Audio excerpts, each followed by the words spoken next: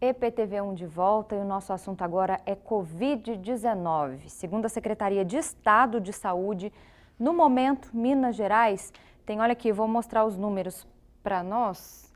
Olha só, Minas Gerais tem 3.313.844 casos confirmados, 60.717 mortes, isso em Minas Gerais, em todos o período da pandemia, né? Sul de Minas, 562.831 confirmações e 92 mortes.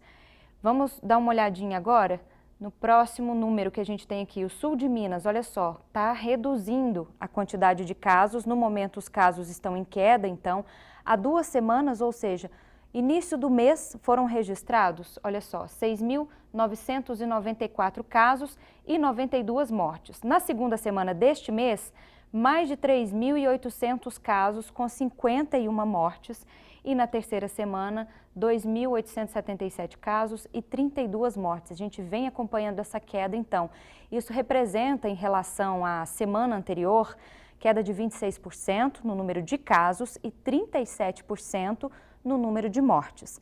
As cidades da região com mais casos confirmados nesta semana são essas aqui, ó. Alfenas, com 881 casos, seguido de Pouso Alegre, com mais de 350 casos, e depois Lavras, com 141 e 95 casos em Varginha, isso em uma semana. No caso de mortes na região, 9 mortes em uma semana registradas em Camanducaia. Em seguida, Lavras, Varginha e Andradas, com 2 mortes registradas em cada uma dessas cidades. E aí, ao longo dessa semana, viemos exibindo uma série especial sobre a pandemia, né? Mostramos a chegada do vírus ao sul de Minas, a saturação dos hospitais, a crescente no número de mortes e a descoberta também da tão sonhada vacina. Hoje, para a gente fechar e entender melhor como está esse cenário da pandemia, vamos conversar ao vivo com o Sinésio Inácio, professor de epidemiologia da Unifal, que já está aqui comigo. E você já pode participar também, é só mandar a sua dúvida, manda a sua pergunta. O nosso WhatsApp é esse número que aparece na tela para você. Combinado? Professor, boa tarde para o senhor. Obrigada mais uma vez pela participação, por nos atender aí nessa missão, né? O senhor que já vem acompanhando nesses 2 anos e ajudando a gente a entender melhor os números, a evolução da pandemia, o que o senhor pode dizer do cenário atual, com a cidade já tirando a necessidade da máscara, as pessoas vacinadas, as crianças, os eventos voltando a acontecer? Que cenário a gente está vivendo neste momento? Boa tarde para o senhor. Boa tarde, Débora. Boa tarde a quem acompanha o EPTV. De fato, Débora, os números que a gente vê e vocês mostraram, né, nos trazem esperança. Mas, né, é aquela situação do copo meio cheio, meio vazio.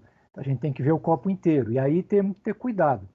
Por quê? Porque em dezembro, né, nós tivemos em média, dezembro de 2021, 63 casos em média por dia aqui no sul de Minas e uma morte. E hoje, com toda essa nossa animação, que tem uma justificativa, claro, nós estamos com 395 casos, 6 vezes mais ainda, e 4 vezes mais mortes, 4 mortes por dia. Então, o que é prudente? É a gente querer voltar quando a gente era feliz e não sabia que era dezembro de 2021. Então, temos que ter muito cuidado, especialmente como esse assunto que você falou, da flexibilização das máscaras. Reforçando aqui um dado, na região foram 8.592 mortes, né? O que mais dá para fazer aí para evitar mais mortes aconteçam? A gente já está vivenciando o retorno dos eventos e cada cidade vai mudando, né, de acordo com o cenário dela. É isso que deve acontecer e a gente tem que acompanhar o cenário da cidade vizinha também para mudar os protocolos? Excelente lembrança, Débora. A pandemia, né, é uma epidemia global. A epidemia no Brasil é no Brasil. Então, não é de uma cidade ou outra. É uma questão integrada, ainda mais aqui no sul de Minas, né? Minas tem muito município e o sul de Minas, os municípios são muito próximos. Então, tem que haver uma ação integrada. Não tem que haver aquela ação no tempo, né, do interesse, às vezes, político, imediato e tal. Mas ter essa ação integrada de ver o que está acontecendo com a vizinhança e vice-versa. Se não tiver essa preocupação, os casos podem voltar a subir, né? Aí a gente sai daquele período que o senhor falou que dá saudade, né? Que é o final de 2021, quando a gente era feliz e não sabia. Pois é, o que acontece? Nós hoje então temos, olha lá, né? Vamos ver por outro lado, 6 vezes mais possibilidade de encontrar alguém com Covid no dia a dia do que lá em dezembro. E daí? E daí que está caindo a curva. Ela diminuiu a velocidade de queda lá pelo carnaval, compreensível. Mas com muito caso ainda acontecendo, nós podemos ter dois problemas, né? Surgimento de nova variante, isso a gente aprendeu. E ainda vulnerabilizar, trazer risco para quem hoje está mais descoberto pela proteção da vacina. Crianças, e as crianças abaixo de 5 anos, nem vacina prevista ainda tem, e aqueles idosos e pessoas que já tomaram a dose de reforço há mais de 4 meses, que inclusive precisa tomar, né, a 4ª dose, como vem sendo anunciado. Isso eu queria até aproveitar para a gente reforçar, então, a gente já está anunciando aí a 4ª dose, tem muita gente ainda que não tomou a 2ª, não tomou o reforço, não completou o cartão de vacina. Isso é uma necessidade até para que a gente possa voltar de uma forma mais rápida à vida normal, né, que a gente busca. Exato, Débora. Você tocou num assunto que, olha, talvez seja o principal que a gente tem que lembrar hoje e agora. Criou aquele clima de, olha, está melhorando, estão flexibilizando máscaras, a gente está cansado realmente, a gente decreta, né, que para a gente acabou, mas o vírus não está muito aí com a coisa. E a gente encontra muita gente que não tomou a sua, né, no tempo que tinha que tomar, mas pode voltar lá e tomar, a sua 3ª dose. E para a variante Ômicron, vamos lembrar, ela se especializou em se defender contra as vacinas. As vacinas protegem de 70% a 80% contra internação e morte, mas contra infecções, elas precisam, né, para ter o máximo de proteção, mesmo contra casos graves, da 3ª dose. Isso a Ômicron nos ensinou. Então, é preciso sim que as pessoas... Ah, mas eu tive uma reação e tal. Fala com o seu médico, fala com o profissional de saúde, mas vamos tomar a 3ª dose, para proteger, inclusive, os outros. O que é uma reação de 1, 2 dias dentro de um cenário de pandemia mundial que a gente vem acompanhando com tantas vidas que se foram, né, professor?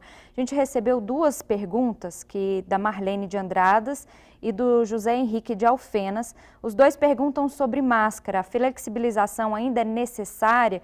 E o José Henrique sobre a obrigatoriedade também em lugares fechados, por tempo indeterminado. Explica melhor para quem ainda tem dúvidas a necessidade da máscara ainda. Só a vacina sozinha não protege tanto, né? A máscara ela ainda é fundamental. Essa questão da Marlene e Zé Henrique é muito importante, é a questão em pauta também no momento, né? O que acontece? Com a capacidade de transmissão da variante Ômicron, que é semelhante à do sarampo, que é uma das doenças mais transmissíveis, a gente precisaria ter, olha o número, 90, 91% da população imunizada. Para quê? Para acabar com a doença. Mas a gente sabe que a gente não vai conseguir acabar com a doença. Opa, vamos entrar em pânico? Não. Ela vai virar uma endemia, como é a gripe, por exemplo, mas temos que baixar esses números. E daí? E daí, então, que só com a vacina, e nenhuma vacina é 100%, a gente não consegue chegar nisso. Então, isso tem que somar a vacina e as medidas de prevenção. Ah, mas vai ter caso. Sim, mas temos que baixar muito os casos. Então, de fato, e ainda hoje, não devemos flexibilizar, afrouxar o uso de máscara em local fechado, em transporte coletivo. A gente começa a falar em usar menos máscara, as fábricas já estão fabricando menos.